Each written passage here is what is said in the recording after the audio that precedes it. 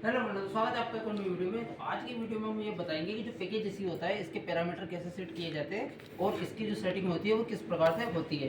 तो सबसे पहले मैं आपको इस पर डिस्प्ले बताता हूँ कि ये जो डिस्प्ले होता है हमारे पैकेज एसी का, अब इसमें सबसे पहले तो हमें स्टार्ट और स्टॉप बटन मिलता है, जिससे कि ये ऑन होता है पैकेज एसी और ऑफ होता है।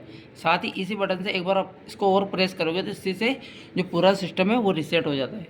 अब इसके पैरामीटर कैसे सेट करते हैं मैं बताता हूँ आपको।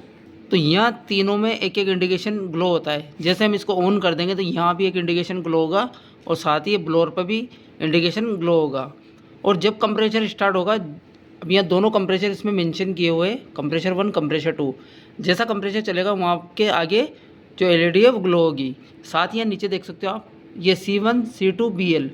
तो कंप्रेसर 1 कंप्रेसर 2 और ब्लोअर, ये तीनों की रीडिंग यहाँ पर शो होता है। RYB जितने भी इसमें जो हमारे करंट बताता है यहाँ शो होता है।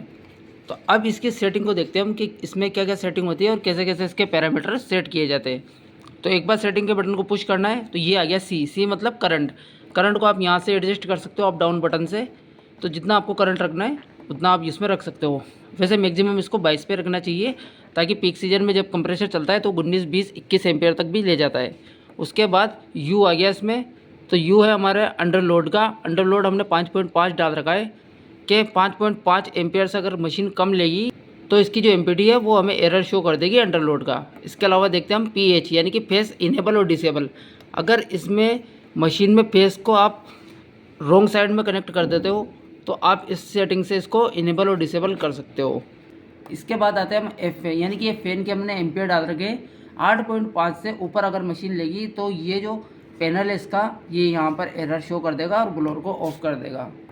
इसके बाद में ये देखिए RYB, ये तीनों एम्पियर के हम इस पर सेट कर सकते हैं कंप्रेसर 1 के, और ये कंप्रेसर 2 आ गया इसमें सेट कर सकते हैं। बाकी तीनों को हमें 0 रखना है इनको। इसके बाद में A आ गया यानी कि कितने कंप्रेसर इसमें लगे हुए हैं। अगर 2 है तो 2, 3 है तो 3 हम इसमें यहाँ सेट कर सकते हैं। अगर आपको एक चलाना तो आप एक चला सकते हो, 2 चला रहे हैं 2 चला सकते हो। इसके बाद में A आ गया। अब ये हमारे किस मोड पे इसको चलाना है, कूल मोड हो गया और एक इसमें फैन मोड हो गया। फैन मोड में सिर्फ ब्लोअर चलेगा और कूल मोड में इसका कंप्रेसर भी साथ में चलेगा। इसके बाद कहते हैं N यानी कि मशीन नंबर कितने हैं, आप यहाँ पर नंबर सेट कर सकते हो। ये मशीन नंबर 1 है तो 1 कर रखा है, आप इसको 2 या 3 जितने भी आप इसको नंबर डालना चाहते हो डाल सकते हो। इसके बाद में ऑपरेटिंग सिस्टम आ गया। ऑपरेटिंग सिस्टम में लोकल में हम इस पैनल से मशीन को ऑपरेट कर सकते हैं, और रिमोट में जो आपको CCR से इसको ऑपरेटिंग कराना पड़ता है, जो कि सिस्टम से ही ऑपरेट होता है। इसके बाद बात करते हैं एस यानी कि सेट टेम्परेचर। रूम में हमें कितना टेम्परेचर चाहिए उसके अकॉर्डिंग हमने यहाँ सेट कर रखा है। 22 डिग्री हमें रूम में चाहिए। आप चाहो तो यहाँ से इसको एडजस्ट कर सकते हो, घटा बढ़ा सकते हो। इसके बाद बात करें तो डी आ गया हमारा डेड बैंड। डेड बैंड हम लोग एक पे रखना है, इसको कम या ज़्यादा नहीं करना है।